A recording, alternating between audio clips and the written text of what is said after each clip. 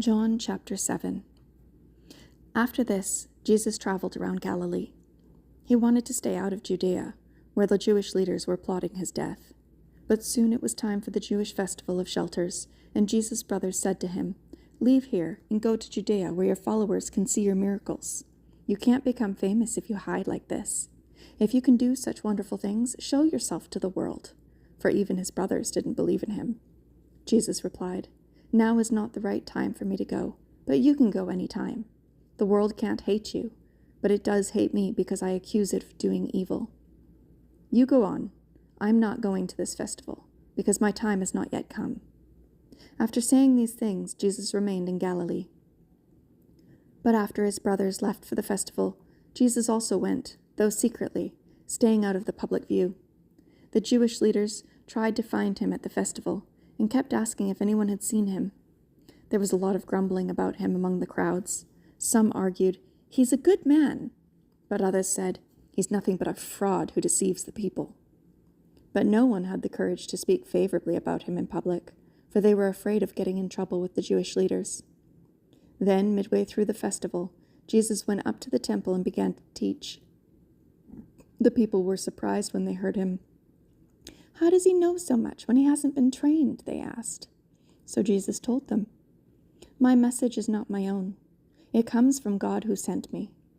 Anyone who wants to do the will of God will know whether my teaching is from God or is merely my own. Those who speak for themselves want glory only for themselves, but a person who seeks to honor the one who sent him speaks truth, not lies. Moses gave you the law, but none of you obeys it. In fact, you are trying to kill me." The crowd replied, "You're demon-possessed. Who's trying to kill you?" Jesus replied, "I did one miracle on the Sabbath, and you were amazed. But you work on the Sabbath too, when you obey Moses' law of circumcision. Actually, this tradition of circumcision began with the patriarchs, long before the law of Moses. For if the correct time for circumcising your sons falls on the Sabbath, you go ahead and do it so as not to break the law of Moses. So why should you be angry with me for healing a man on the Sabbath? Look beneath the surface so you can judge correctly." Some of the people who lived in Jerusalem started to ask each other, "Isn't this the man they're trying to kill? But here he is, speaking in public, and they say nothing to him. Could our leaders possibly believe that he's the Messiah? But how could he be? For we know where this man comes from. When the Messiah comes, he will simply appear. No one will know where he comes from." While Jesus was teaching in the temple, he called out, "Yes, you know me, and you know where I come from. But I'm not here on my own. The one who sent me is true, and you don't know him. But I know him, because I come from him, and he sent me to you." Then the leaders tried to arrest him, but no one laid a hand on him, because his time had not yet come. Many among the crowds at the temple believed in him. After all, they said, "Would you expect the Messiah to do more miraculous signs than this man has done?" When the Pharisees heard that the crowds were whispering such things, they and the leading priests sent temple guards to arrest Jesus. But Jesus told them, "I will be with you only a little longer. Then I will return to the one who sent me. You will search for me but not find me, and you cannot go where I'm going."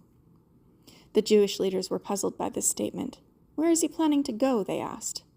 "Is he thinking of leaving the country and going to the Jews in other lands? Maybe he'll even teach the Greeks. What does he mean when he says, 'You will search for me but not find me, and you cannot go where I'm going'?" On the last day, the climax of the festival, Jesus stood and shouted to the crowds, "Anyone who is thirsty may come to me. Anyone who believes in me may come and drink. For the scriptures declare, rivers of living water will flow from his heart." When he said living water, he was speaking of the Spirit who would be given to everyone believing in him. But the Spirit had not yet been given, because Jesus had not yet entered into his glory. When the crowds heard him say this, some of them declared, "Surely this man is the prophet we've been expecting." Others said, "He's the Messiah." Still others said, "But he can't be. Will the Messiah come from Galilee? For the scriptures clearly state that the Messiah will be born of the royal line of David in Bethlehem, the village where King David was born." So the crowd was divided about him. Some even wanted him arrested, but no one laid a hand on him.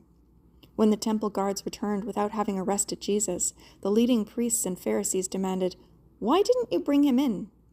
"We've never heard anyone speak like this," the guards responded. "Have you been led astray too?" the Pharisees mocked. "Is there a single one of us rulers or Pharisees who believes in him? This foolish crowd follows him, but they are ignorant of the law. God's curse is on them." Then Nicodemus, the leader who had met with Jesus earlier, spoke up. "Is it legal to convict a man before he's given a hearing?" he asked. They replied, "Are you from Galilee too? Search the scriptures and see for yourself. No prophet ever comes from Galilee." Then the meeting broke up and everyone went home.